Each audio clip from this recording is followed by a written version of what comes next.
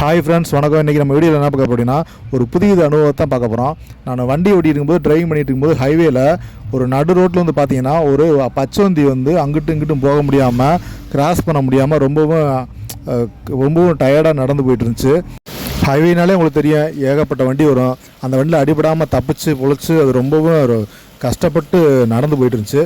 இது நம்ம காப்பாற்றி ஒரு ஓரத்தில் தோப்புக்குள்ளே விடலாம், ஒரு தோட்டத்து பக்கம் காட்டு வழியாக விடலாம் அப்படின்னு பார்த்தா அது காப்பாற்றுறதுக்கு வந்து பார்த்திங்கன்னா முடியல என்னால். அதாவது சீருது, அதாவது தொட்டால் கடிக்கிற மாதிரி சீவுது. கடிச்சுன்னா பயங்கரமாக வலிக்கும்னு சொல்லுவாங்க.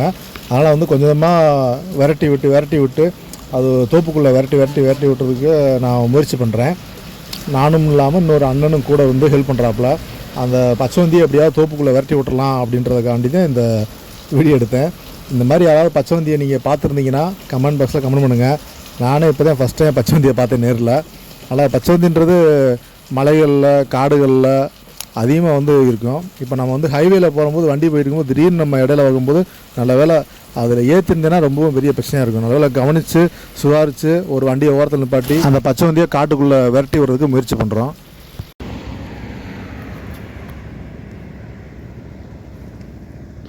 வாயை புழக்குது வருங்க கடிக்கிறதுக்கு.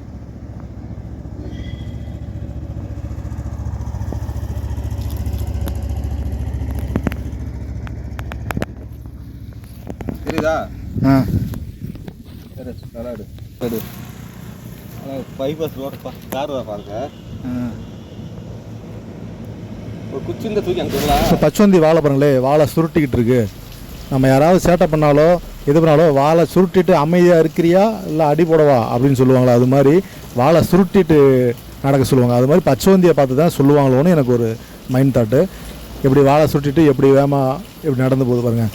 இப்போ வந்து நடந்து போகிறது மொத்தம் 4 ஹைவே போகுது. 4 ஹைவே ரோட்டில் இருந்து ரோடை கிராஸ் பண்ணி தோப்புக்குள்ளே விரட்டி விட்டுட்டுருக்கோம். இப்போ தோப்புக்குள்ளே போக போகுது. இப்போ பார்த்துட்ருக்கீங்க. அதுதான்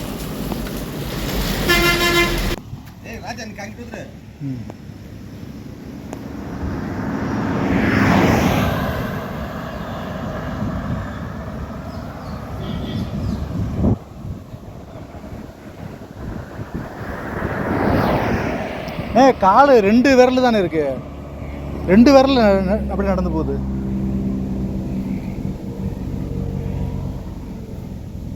சுடுதா உனக்கு? சீக்கிரம் போங்கிட்டு. எப்படி ஏறுவ? ஏறி போயிரு, அப்படியே போயிரு. ஐயோ கீழே விழுந்துச்சு. ஏறி போ.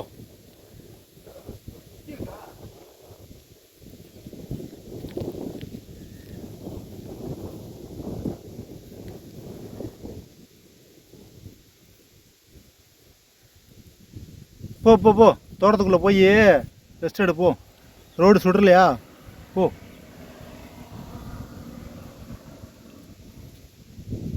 சரி போ ஒன்றும் போ. இப்போ அதோட கைகளில் பார்த்தீங்க அப்படின்னா கத்திரிக்கோள் மாதிரி கைகள் இருக்கும்.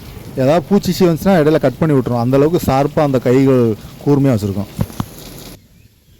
நான் அந்த பக்கம் வாக்கியா இருக்குது, அந்த வாக்கியாக்குள்ளே போயிட்டு அப்படியே போயிடும்.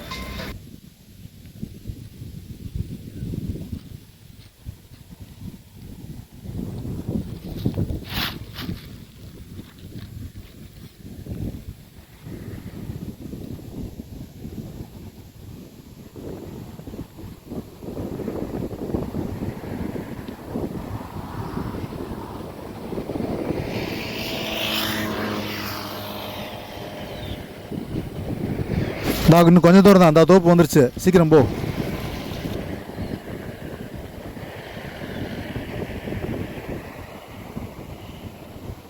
போயிட்டு வா. நன்றி நண்பா, என்ன ரோட கிராஸ் பண்ணி விட்டதுக்கு.